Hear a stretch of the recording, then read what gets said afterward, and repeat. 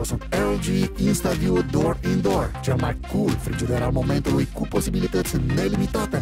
Vreți să-ți dovedesc ce poate un frigider side-by-side? Doar deschide ușa!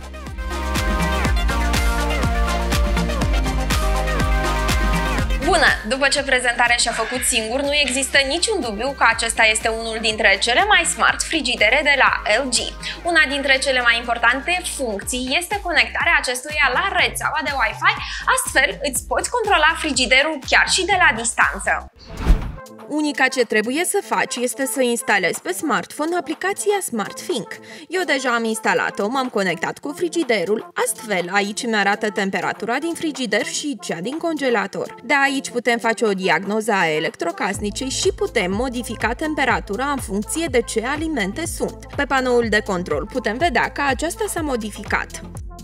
Panoul de control are mai multe butoane, unul dintre care este blocarea frigiderului, un alt buton important este Hygienic Fresh sau Pure and Fresh, așa se mai numește. Această opțiune îți permite curățarea pe interior a frigiderului, eliminarea mirosurilor neplăcute și curățarea bacteriilor dăunătoare în proporție de 90%.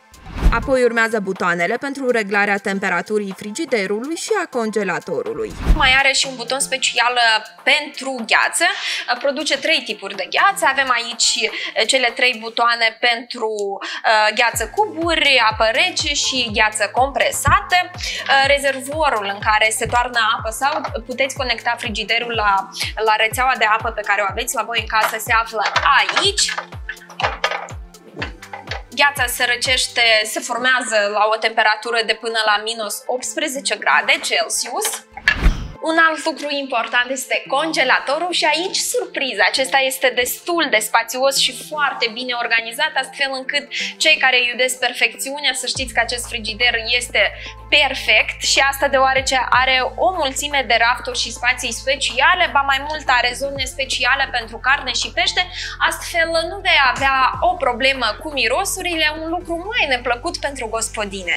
Frigiderul LG este echipat cu un compresor invertor linear, la fel ca și mașinile Mazda, și are o garanție de 10 ani. Clasa climatică este A+, ceea ce înseamnă că aceasta consumă în mediu 470 de W.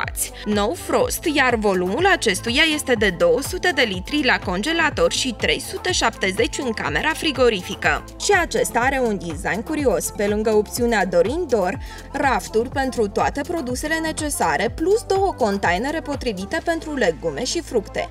Știți ce mă cucerește pe mine la acesta? Faptul că cu ușurință poți lua produsele din el, iar aerul rece rămâne în interior. Și mai are și opțiunea aceasta comodă Door Indoor. Nu-i așa că te-am convins că este o opțiune cool pentru orice design de interior inclusiv. Este smart, este inteligent și este foarte frumos și se încadrează în orice interior. Sunt curioasă să aflu ce frigider ai și tu la tine acasă. Nu uita să dai subscribe, like și să ne scrii în comentariu care este acesta. Până data viitoare!